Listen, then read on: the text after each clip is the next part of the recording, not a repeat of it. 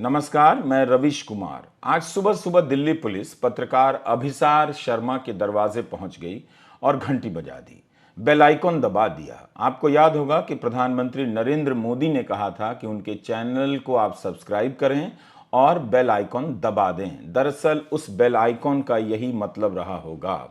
पत्रकारों के घर पुलिस पहुंच गई और उनके घर के दरवाजे पर घंटियां बजने लग गईं। इसी के साथ 2024 के उस भारत का दरवाजा खुल जाता है जहां पर पत्रकारों को देश के दुश्मन के तौर पर दिखाया जाएगा और आतंकवाद की धाराओं में बंद किया जाएगा। देश में इस वक्त लाखों की संख्या में छात्र पत्रकारिता की पढ़ाई कर रहे हैं। उनके एडमिशन लेने के कारण विश्वविद्यालयों की दुकानें चल रही हैं, अब वो दुकान ही रह गई हैं, क्योंकि जब ये छात्र बाहर निकलेंगे तो उनके लिए यह पेशा बचा ही नहीं होगा। वो एक ऐसी पढ़ाई पढ़ रहे हैं जिसके बाद वो किसी के काम नहीं आने वाली, उनके काम नहीं आने वाली है। इन छात्रों के साथ क्या होगा ये आप सोचिए कि उस पत्रकारिता का दम पहले ही घोट दिया गया है जिसकी पढ़ाई वो पढ़ रहे हैं, जो अब बचा नहीं है। इस समय हम दो तरह के पत्रकार देख रहे हैं, एक सरकार का कीर्तन गाने वाले और जो ऐसे पत्रकार हैं जो पत्रकारों के व्हाट्सएप ग्रुप से निजी बातचीत के स्क्रीनशॉट निकालकर ट्वीट कर रहे हैं ताकि वो और किसी दूसरी समस्या में फंस जाए। तो इस तरह के पत्रकार अब हमारे बीच में हैं। दूसरे पत्रकार हम जैसों की श्रेणी के हैं जो बेहद चिंता के साथ इन खबरों को पेश कर रहे हैं कि खबर लिखने और बोलने के लिए आतंकवादी कह दिया जा रहा है, देशद्रोह की धाराएं लगा दी जा रही हैं और देश देखता रह जा रहा है।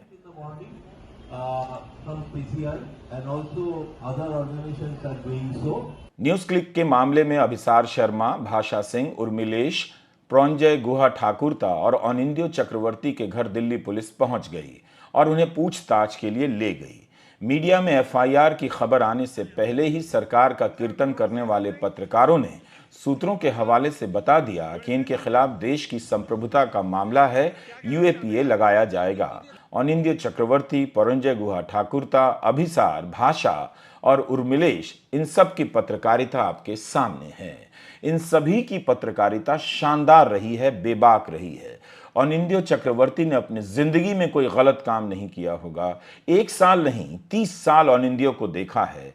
आज वो पुलिस की गिरफ्त में है। हम बेबसी और नाइंसाफी की हर तरह की हदों को पार होते देख रहे हैं। जिस व्यक्ति का जीवन किताबों और परिवार के बीच ही गुजरता रह गया, जिसके सवालों और जानकारी के सामने कोई टिक नहीं सकता था, उस अनिंद्यो चक्रवर्ती को पुलिस घर से उठाकर ले गई।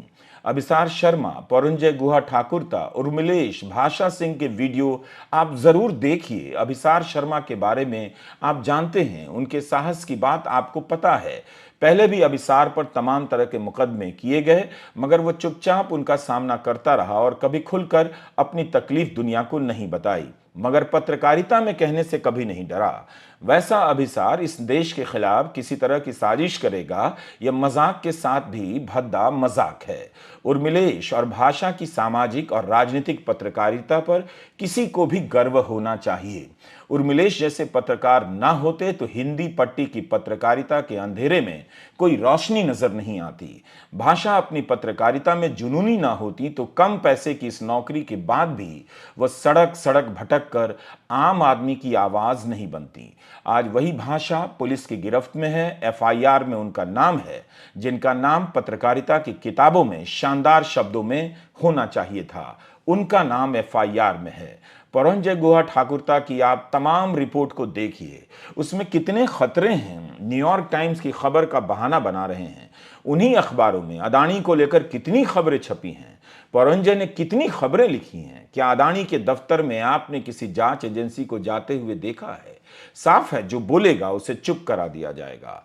अभिसार शर्मा ने ट्वीट कर लिखा कि दिल्ली पुलिस मेरे घर पहुंची और मेरा लैपटॉप और मोबाइल जब्त कर लिया।